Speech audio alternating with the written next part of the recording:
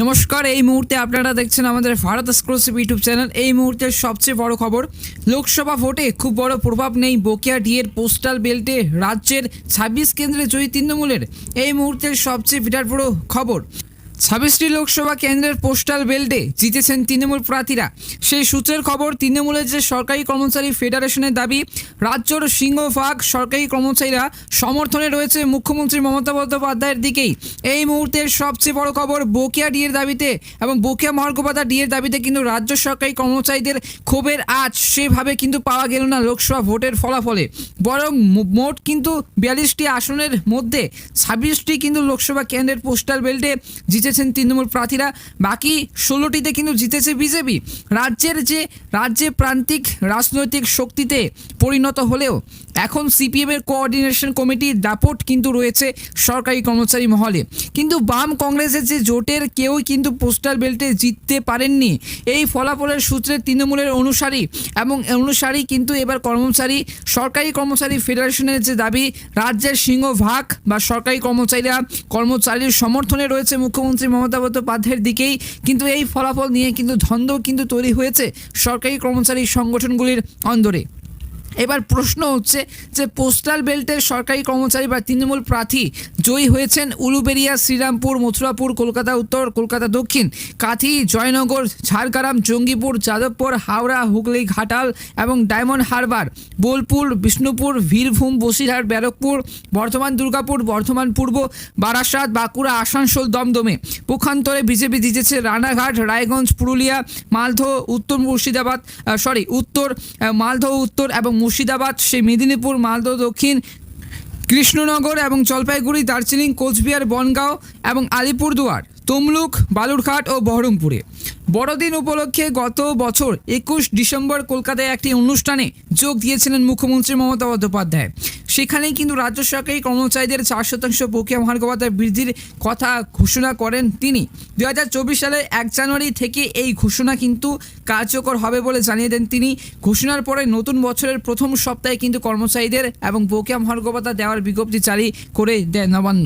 পশ্চিমবঙ্গ সরকারের অর্থ দপ্তরের তরফে ওই বিজ্ঞপ্তিটি কিন্তু জারি করা হয়। বিজ্ঞপ্তিতে জানিয়ে দেওয়া হয় সরকার অনুমোদিত শিক্ষাগণের কর্মচারী, স্বশাসিত সংস্থা এবং সরকার অধীনস্থ পঞ্চায়েত ও গ্রাম পঞ্চায়েত সেই কর্মী, পুর নিগম, পুরসভা, স্থানীয় বোর্ড এবং অবসরপ্রাপ্ত কিন্তু রাজ্য সরকারি কর্মচারী ও তাদের পরিবারের পেনশন প্রাপকেরা এই সুবিধা পাবেন। বিজ্ঞপ্তিতে আরও জানানো হয় রাজ্যপাল সব দিক থেকেই এবং সব দিক খতিয়ে দেখে ডিএ দেওয়ার সিদ্ধান্তের কিন্তু সিলমোহর দিয়েছেন এবং ডিএ নিয়ে বৃদ্ধি হতে চলেছে। বিরাট বড় সুখবর পেতে চলেছেন পশ্চিমবঙ্গের রাজ্য সরকারি কর্মচারীরা।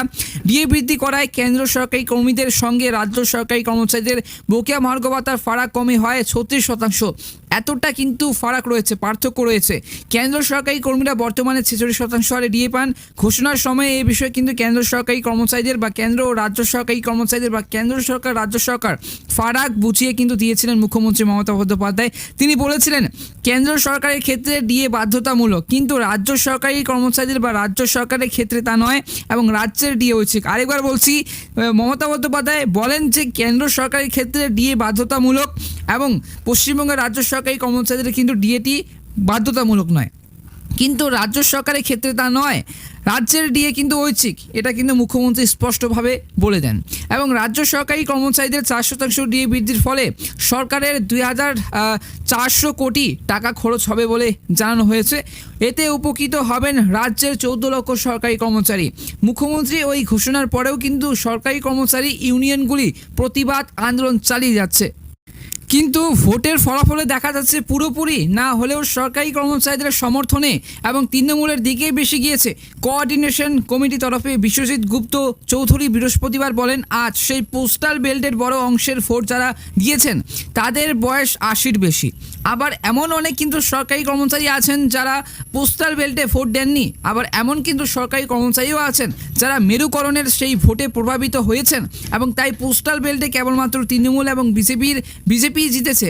তৃণমূল কর্মচারী ফেডারেশনের নেতা প্রতাপ নায়কের সেই বক্তব্য, মমতা বন্দ্যোপাধ্যায় সরকারি কর্মচারী দরদি সেই ডিএ নিয়মিত বাড়াচ্ছেন এবং চুক্তিভিত্তিক সেই কর্মচারীদের বা কর্মীদের বেতনও কিন্তু বৃদ্ধি করছেন। সবচেয়ে বড় কথা, তিনি আমাদের পাশে থাকছেন এবং তাই এবার কিন্তু 26টি লোকসভা কেন্দ্রের সরকারি কর্মচারীরা তার প্রতি আস্থা রেখেছে। তার দাবি যে সব আসনে কিন্তু বিজেপি জয় পেয়েছে। আগামী বিধানসভা ও লোকসভা ভোটের সেই সব আসনেও কিন্তু সরকারি কর্মচারীরা তৃণমূলের পক্ষে ভোট দেবেন। পোস্টাল বেল্টের সেই ভোটের কিন্তু সরকারি কর্মচারী ভোটের যে ফলাফল নিয়ে বামপন্থী কিন্তু শিক্ষক এবার সংগঠন বঙ্গীয় শিক্ষক ও শিক্ষাকর্মী কিন্তু সমিতির নেতা স্বপন মণ্ডল বলেন, দুর্ভাগ্যজনক হলেও সত্যি যে বামপন্থীদের এত বড় শিক্ষক ও কর্মচারী সংগঠন আছে, কিন্তু ভোটে তার প্রতিফলন দেখা যায়নি।